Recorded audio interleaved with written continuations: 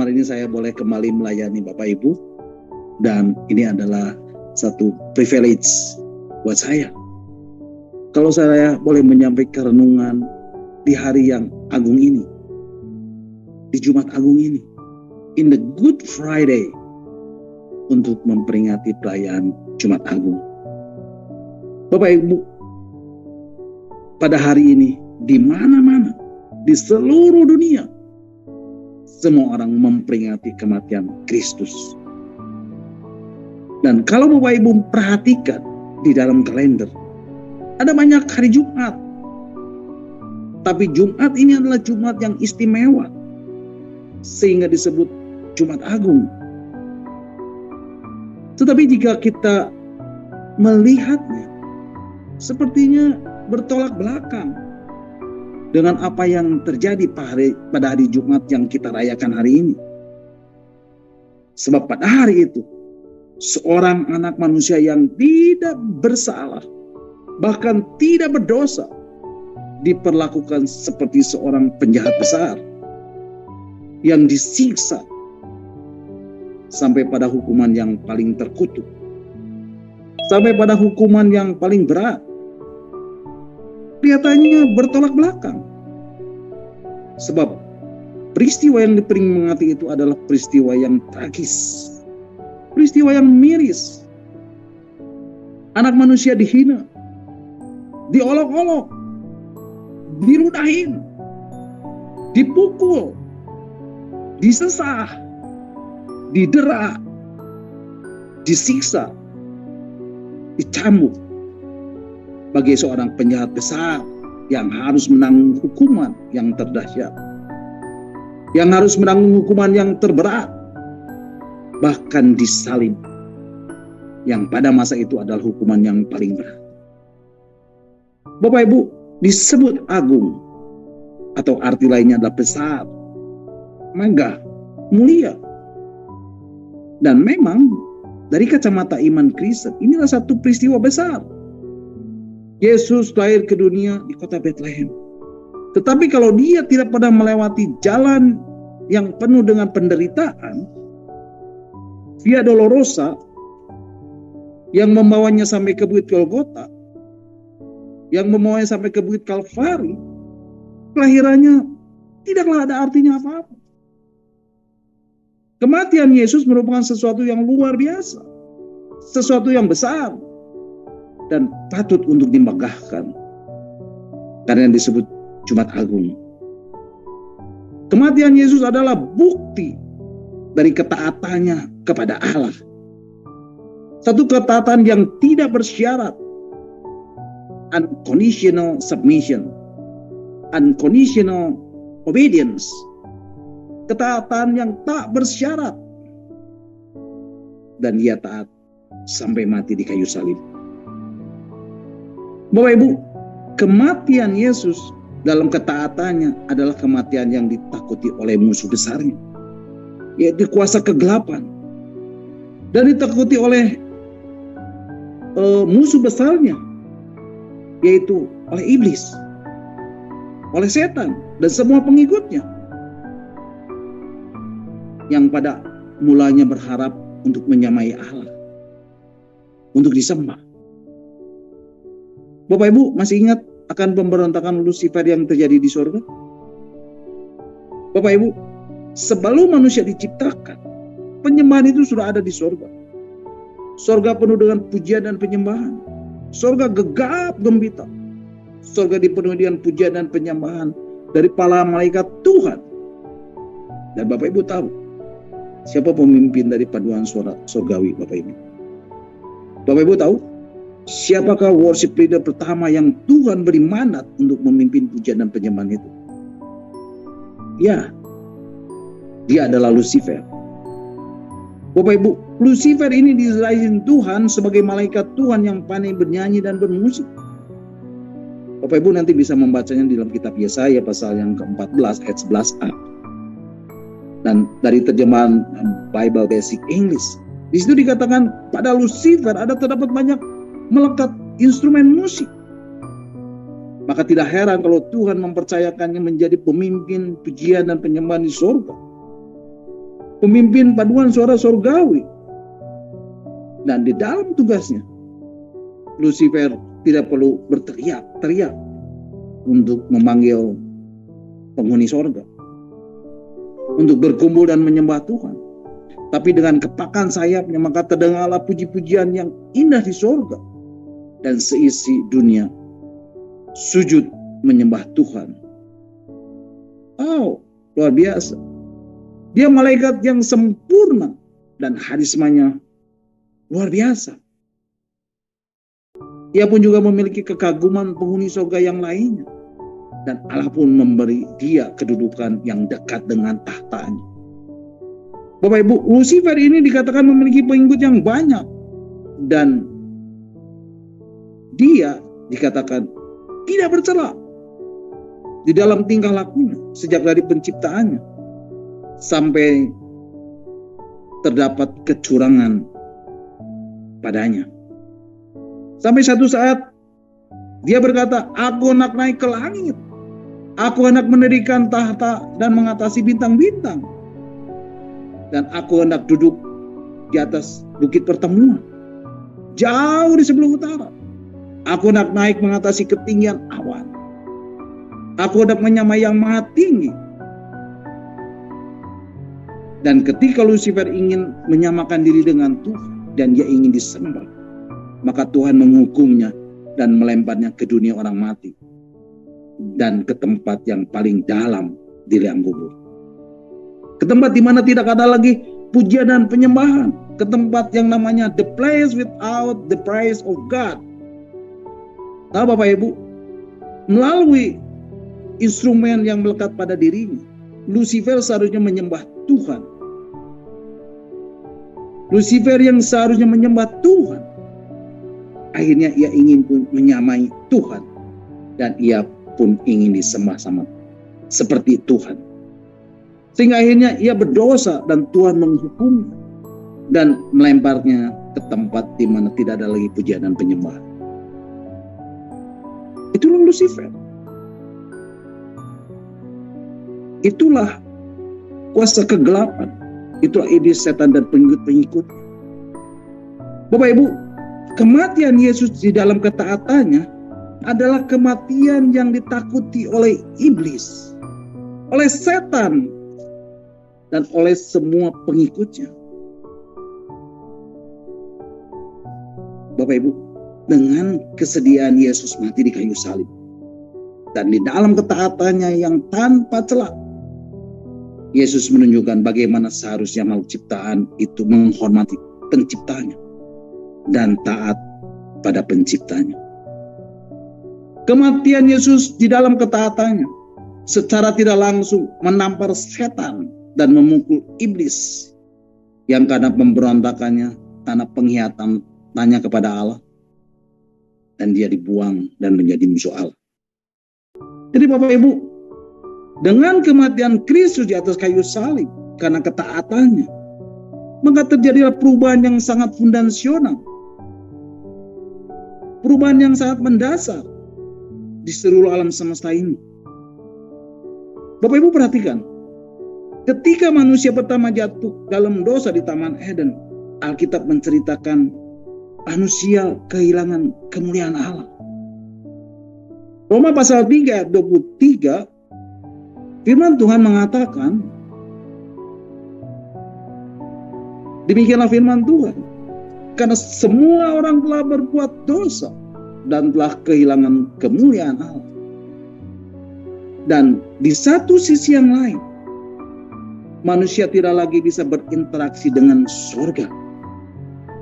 Tapi melalui kematian Yesus di dalam ketaatannya, Alkitab memberitahukan kepada kita sebuah penegasan. Sekali lagi manusia yang sudah berdosa itu mengalami penebusan. Bahkan bukan hanya sekedar ditebus dari dosa-dosanya, tetapi manusia memiliki kesempatan.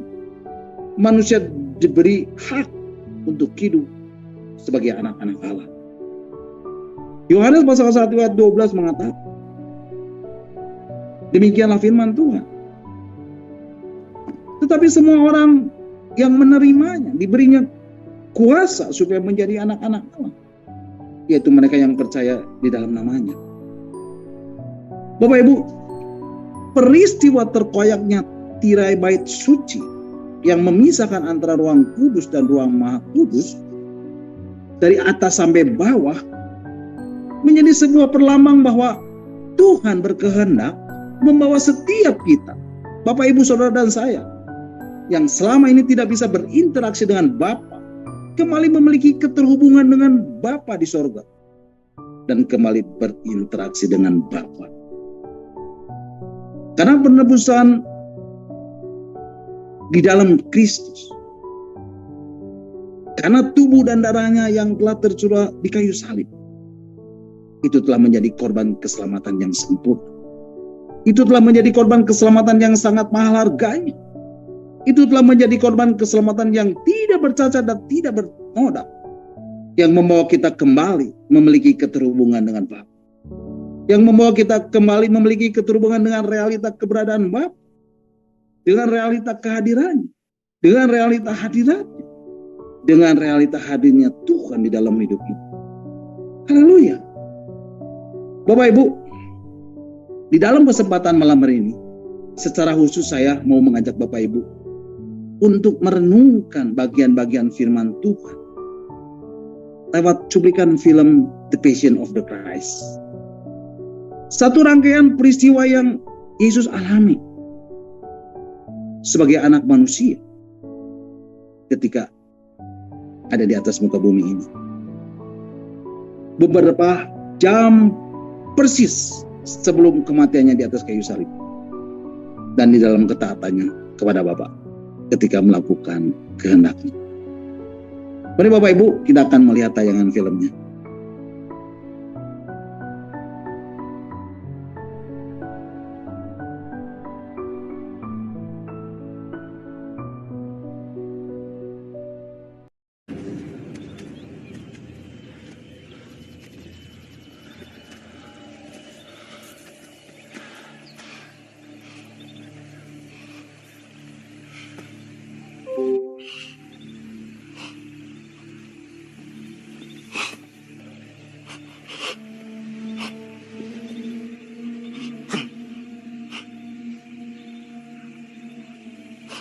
Sinä otia pui. Kuma. Bezrati.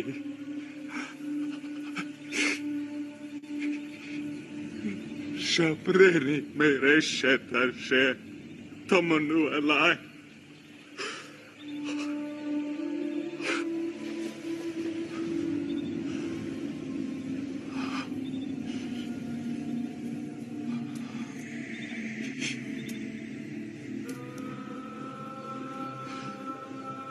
Saya nafsi Adonai.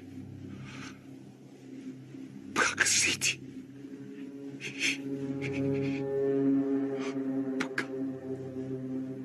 Ptakti. Apa? Kulet kehu. Henkahel. Kostige edemning. Geen lakjes van. Nee, hoe heet die lakjes van?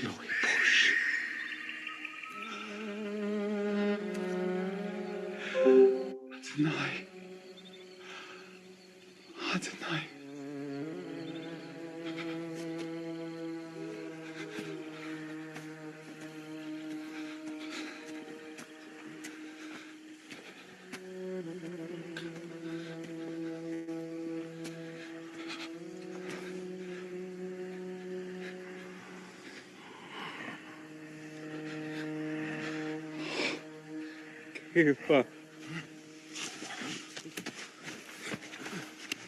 تقول مثمار ميشا ربا تبتنا تنور زالو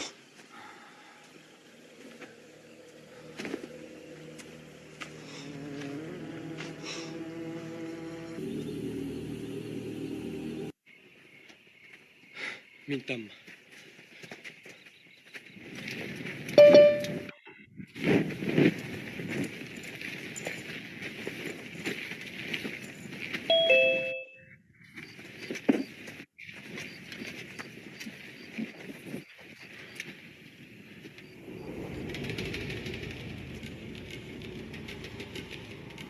من باين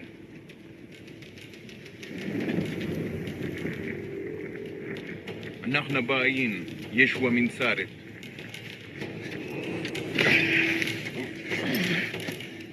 أنا هو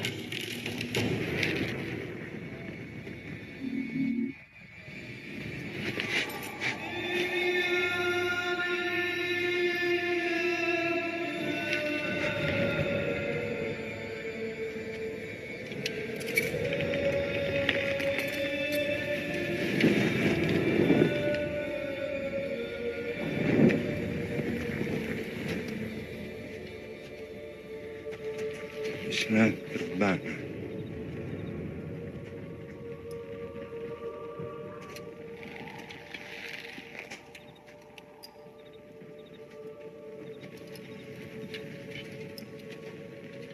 يهوذا هلا بهرناش بين الشك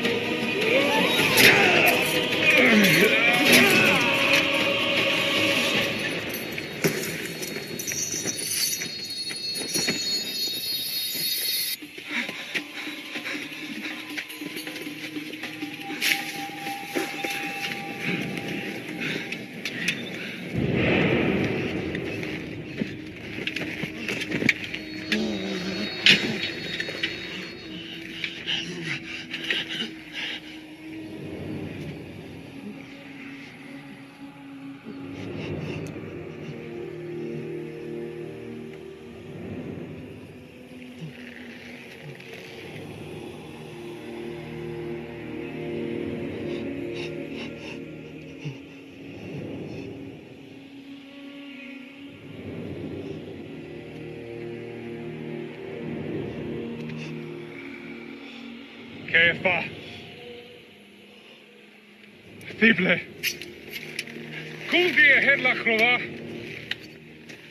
في كروفا يبود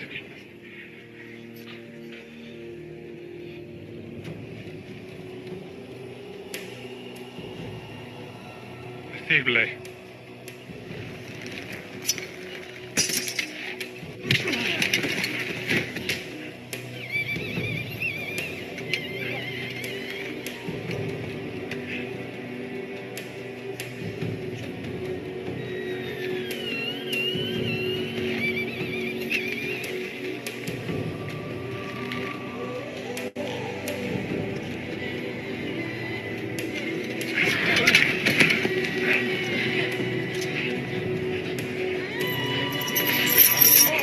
ماركوس قوم بدينا نزل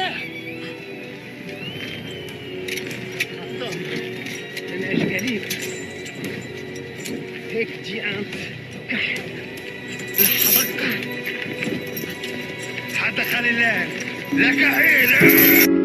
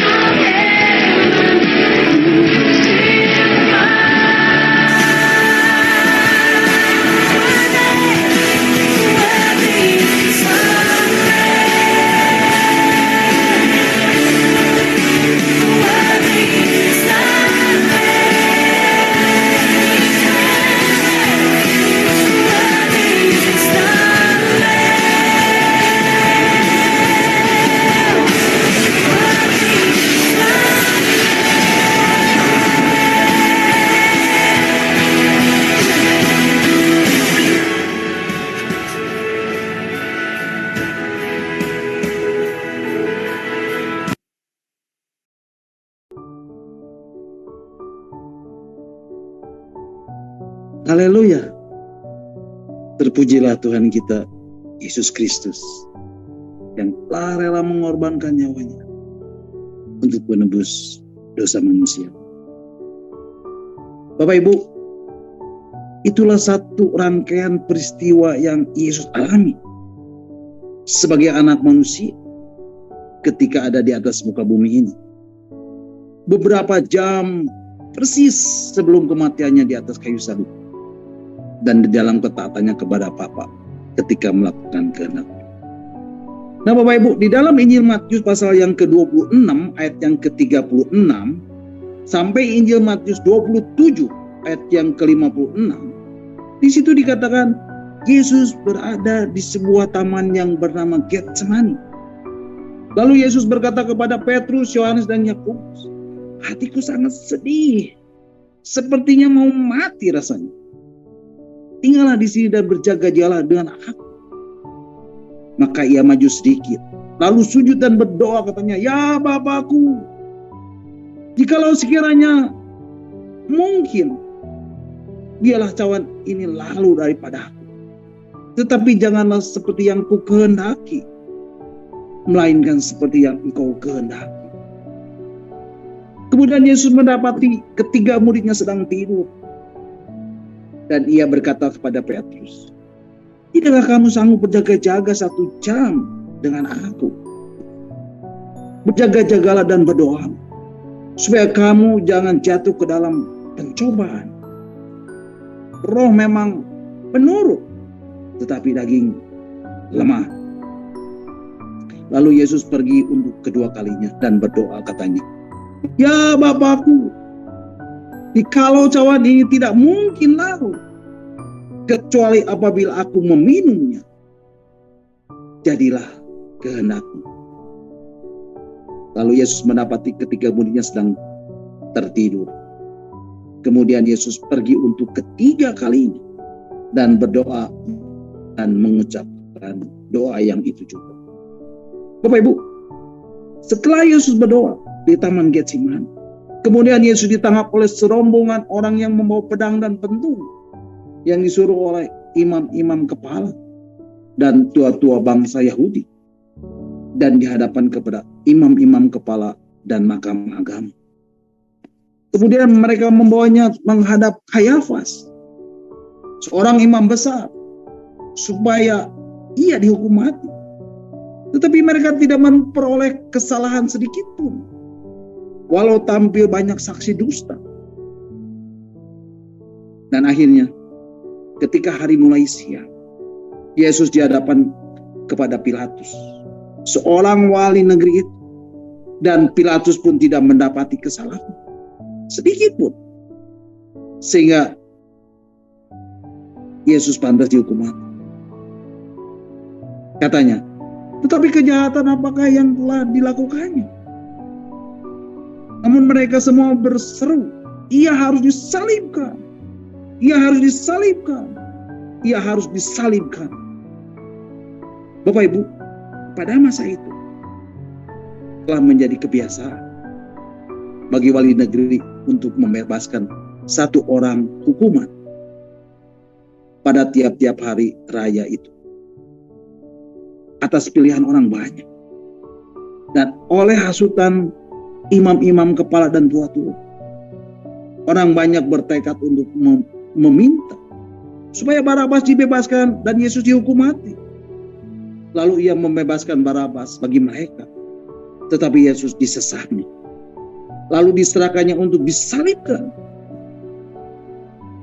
Bapak Ibu, kemudian saudara-saudara wali negeri membawa Yesus ke gedung pengadilan, lalu memanggil seluruh pasukan berkumpul di sekeliling Yesus. Mereka menanggalkan pakaiannya dan mengenakan jubah ungu kepadanya. Mereka memahkotai, mereka menganyam sebuah mahkota duri dan menaruh di atas kepalanya, lalu memberikan dia sebatang buluh di tangan kanan. Kemudian mereka berlutut di hadapan dia dan mengelokkan dia. Katanya, salam hai raja orang Yahudi. Mereka meludahinya dan mengambil bulu itu dan memukulkan ke kepalanya. Sesudah mereka mengolok-olokkan dia, mereka menanggalkan jubah itu daripadanya dan mengenakan pula pakaian kepadanya. Kemudian mereka membawa dia keluar untuk disalibkan. Bapak Ibu, darah Yesus menetes di sepanjang jalan Via Dolorosa, di sepanjang jalan yang penuh dengan penderitaan. Dan Yesus berjalan menuju Bukit Golgota. Dia seperti anak domba yang dibawa ke pembantaian. Darahnya menetes, menetes, menetes. Dan dengan tertatih-tatih, dia melangkah sampai ke Bukit Golgota dan disalibkan. Yesus disalibkan dengan tangan dan kaki yang terpaku, dengan lambung yang ditusuk lembing, dengan punggung yang penuh dengan luka cambuk, dan kepala yang diberi mahkota duri. Darahnya menetes, menetes, menetes. Dari atas kepala ke seluruh tubuh sampai ke ujung kaki. Darahnya menetes, menetes dan menetes. Darahnya menetes ke tanah dan ke bumi ini untuk menebus dosa manusia.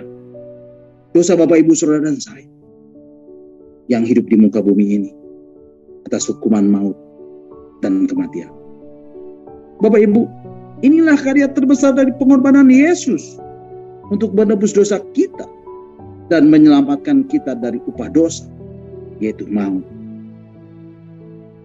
Nah Bapak Ibu, malam hari ini saya mau tegaskan buat Bapak Ibu, apa yang selama ini orang katakan tentang kemenangan di dalam Kristus, tentang kemenangan atas salib Kristus yang dialami oleh orang-orang percaya kepadanya. Bapak Ibu, ini sebetulnya dimulai dari kemenangan Kristus menaklukkan dirinya sendiri dan terus berjalan di dalam kehendak Bapa. Hidup yang dijalaninya hanyalah melakukan kehendak Bapa dan bukan hidup untuk melakukan kehendaknya sendiri. Karena ketika di Taman Getsemani, sampai 3 kali dia menaikkan doa yang sama. Dan Yesus berdoa dan berkata, "Ya Bapakku, jikalau kiranya mungkin, biarlah cawan ini lalu daripadaku. Tetapi janganlah seperti yang ku kehendaki, melainkan seperti yang Engkau kehendaki." Kemudian Yesus berdoa lagi dan berkata, "Ya Bapakku, jikalau cawan ini tidak mungkin lalu, kecuali apabila aku meminumnya, jadilah kehendak-Mu."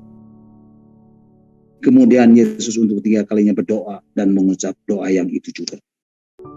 Bapak Ibu, kalau kita mencoba membandingkan apa yang terjadi di Taman Getsemani dengan apa yang terjadi di Taman Eden, kita akan lihat ada satu perbedaan yang sangat menyolok.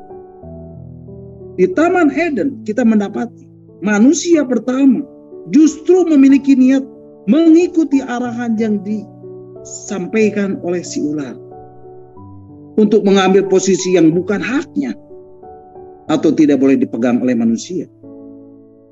Alkitab menegaskan, Allah berfirman, "Jangan kamu makan ataupun meraba buah itu, nanti kamu mati." Bapak Ibu, manusia pertama tidak taat kepada apa yang Tuhan perintahkan. Manusia pertama tidak taat kepada apa yang Tuhan kehendaki untuk tidak meraba dan memakan buah itu.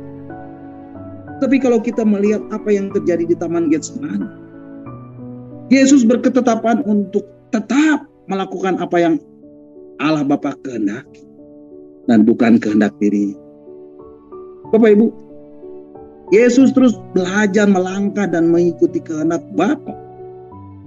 Walaupun pada akhirnya dia mengetahui apa yang Bapa inginkan untuk dia jalani, yang justru menghantarkannya ke kayu salib.